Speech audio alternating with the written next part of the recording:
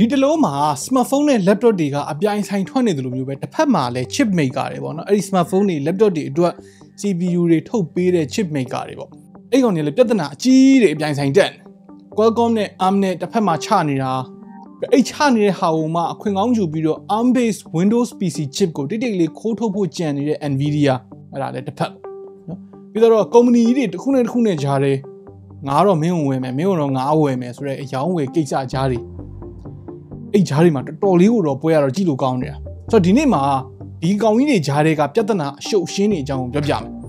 ကမ္ဘာစီးပွားရေးလိုပဲပေါ့နော်ဒါကတော့ကမ္ဘာ chip အရေးပေါ့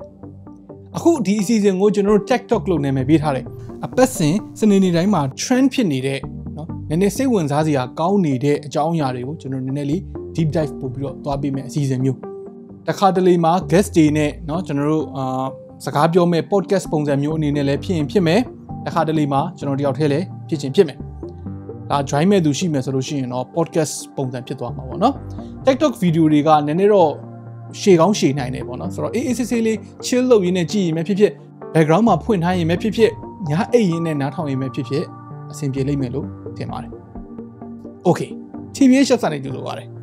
Qualcomm နဲ့ ARM နဲ့ဂျာတွေကပြဿနာခင်ဗျားတို့တစွန်းတစတော့ကြားဘူးပြီးသားဖြစ်လိမ့်မယ်လို့ထင်တယ်ပြဿနာဒီကနေစတည့်ရတိုင်းပဲ Intel ကအခုနောက်ပိုင်းဒီ chip ထုတ်လုပ်တာနဲ့ပတ်သက်လို့ရှိရင်သူ AMD ထက်အားနည်းလာတယ်အဲ့ဒီနောက်မှာ Qualcomm က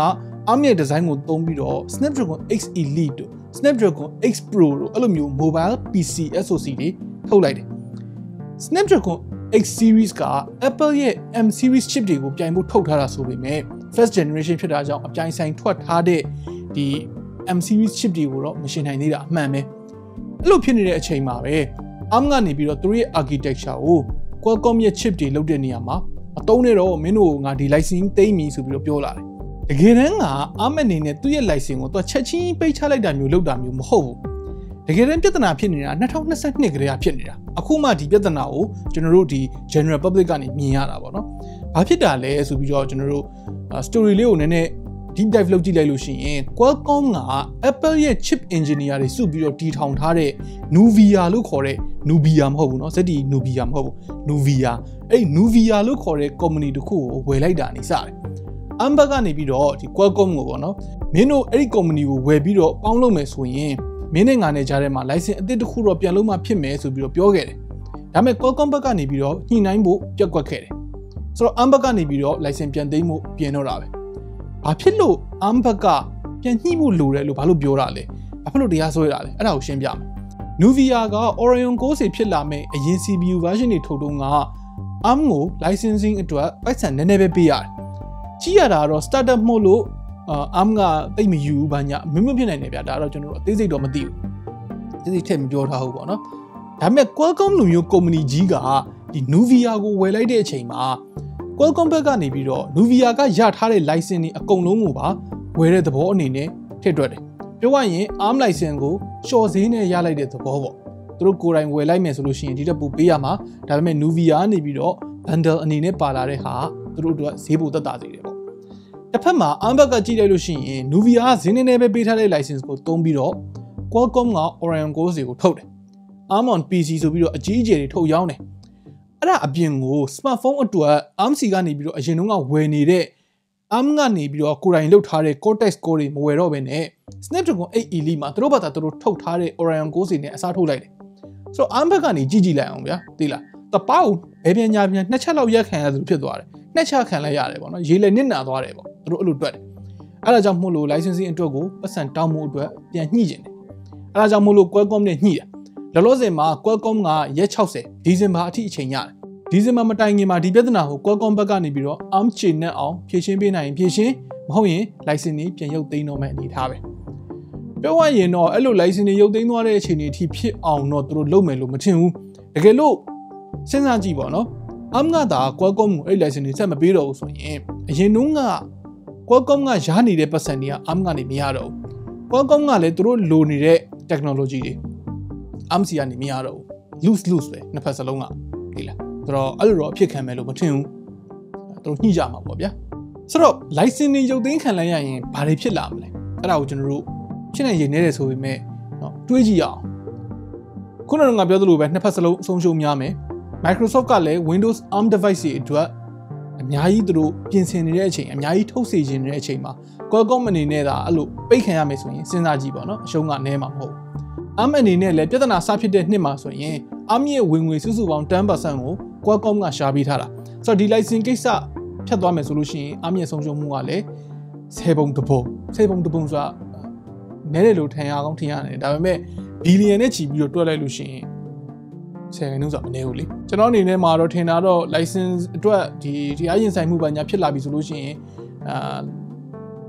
နော်ပတ်စံနေနဲ့ပို့ပေးလိုက်တာမျိုးပါမျိုးဖြစ်လာနိုင်တယ်ပေါ့နော်အဖြတ်ခံမှာတော့မဟုတ်တော့ဘူး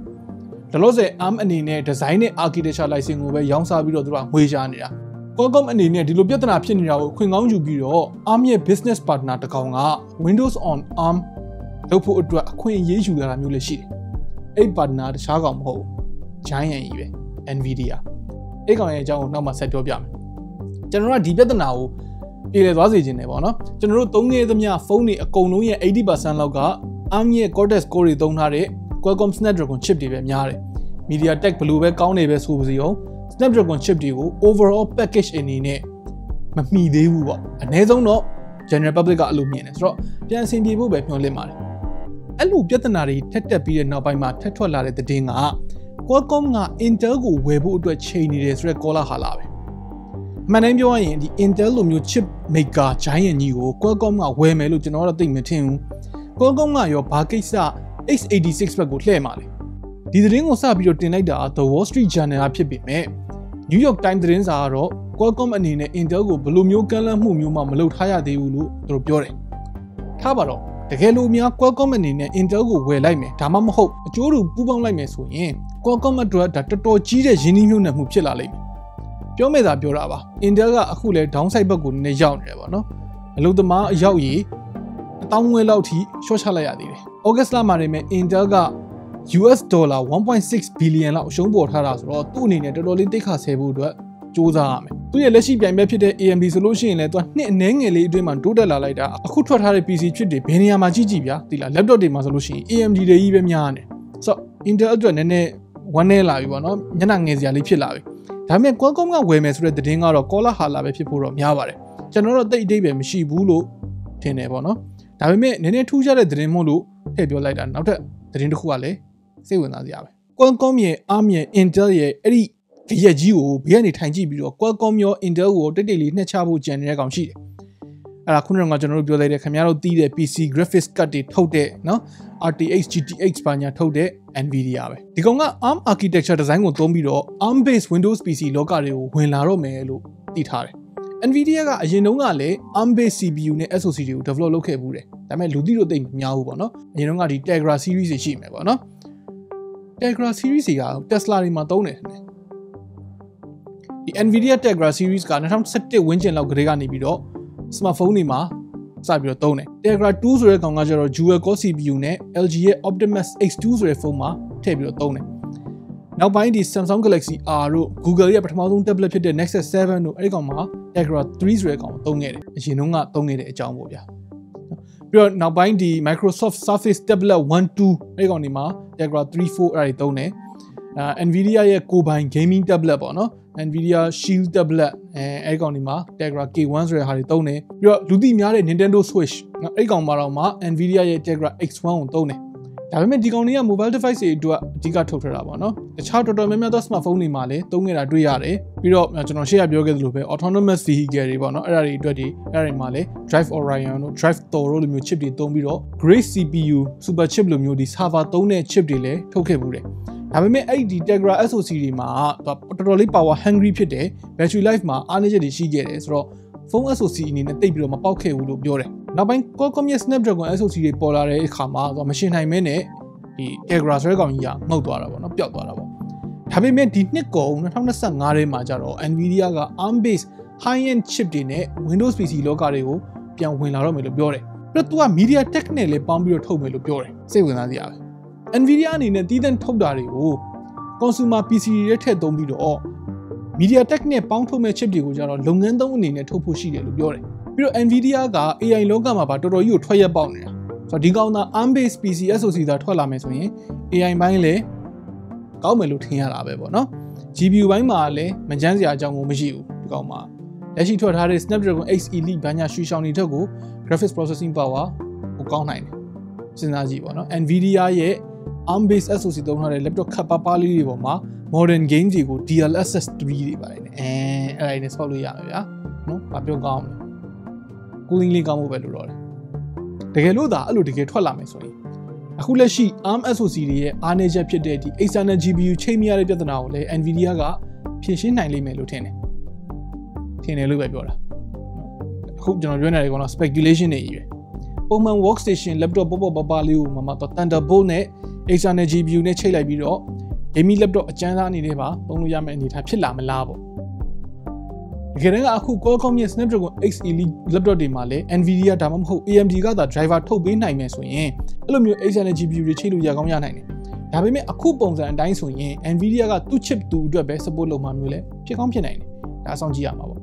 ပြီးတော့ game developer တွေနဲ့တော်တော်လေးအကျွမ်းတဝင်ရှိတဲ့ Nvidia သာဒီနယ်ပယ်ကိုရောက်လာမယ်ဆိုရင် ARM support လုပ်တဲ့ game တွေလည်းပိုများလာနိုင်တယ် Nvidia နဲ့ gaming ဆိုတာနေကခွဲထားလို့မရတော့ဘူး Nvidia အနေနဲ့ဒီ September 2025မှာဒီ chip တွေကိုမိတ်ဆက်လာမယ်လို့ခန့်မှန်းထားတယ် March 2026လောက်မှာ commercial PC တွေ consumer PC တွေအဲ့ဒါတွေပုံမှာရောက်လာမယ်လို့သတင်းကြားရတယ်ပေါ့နော်သူကတော့မြန်နိုင်သမျှမြန်စေချင်တယ်ပေါ့ chip လောကထဲမှာ company ကြီးတွေအများစုကအရှုံးပေါ်နေတဲ့အချိန်မှာဒီကောင်ကအမြတ်တွေတောက်လဲထွက်နေတာ哦ဆိုတော့ဒီ Nvidia chip တွေဒါရောက်လာရင် Apple Qualcomm Nvidia အဲ့ကြားတွေက AI PC တိုက်ပွဲဟာပို့ပြီးတော့ပြင်းထန်လာမှာတေချာတော့ရှိတယ်စောင့်ကြည့်ရမှာဆိုတော့ဒါတွေအကုန်လုံးကိုပြုံးကြီးကြည့်နေတဲ့ကောင်ကြီးတစ်ကောင်လုံးရှိသေးတယ်နော် conclusion အနေနဲ့ပြောရရင်အဲ့ဒါတော့ Taiwan က company တခုတည်ရတိုင်းပဲ TSMC ဘယ်သူတွေဘာဖြစ် semiconductor manufacturing နဲ့ fabrication မှာသူတက်ဆရာကြတဲ့သူကမရှိတော့ဘူးအေးဆေးပဲเนาะဘယ်သူတွေဘာပဲလှုပ်เนาะ Nvidia က PC SoC ထုတ်လဲနောက်ဆုံးမှာ semiconductor ကိုသူ့စီရပဲဝယ်ရမှာပဲဆိုတော့ဒီ CI အကြောင်းကိုလည်းကျွန်တော်တို့ဗီဒီယိုလေးလုပ်ပေးဖို့တော့ရှိတယ်ဒါကတော့ TikTok အနေနဲ့လာမလားတခြားသောဗီဒီယိုတက်တစ်ခုအနေနဲ့လာမလားမသိကြသေးဘူးသိကြတာတစ်ခုတော့ရှိတယ်အဲ့ဒါတော့သက်စင်စနေနေ့တိုင်းမှာ TikTok ရှိပါမယ်နောက်တစ်ပတ် TikTok မှာရောဘယ်အကြောင်းကိုပြောစေချင်လဲအောက်က comment ထဲမှာဝင်ရောက်ဆွေးနွေးညှိနှိုင်းလို့ရပါတယ် Okay နောက်နေ့မှတွေ့တော့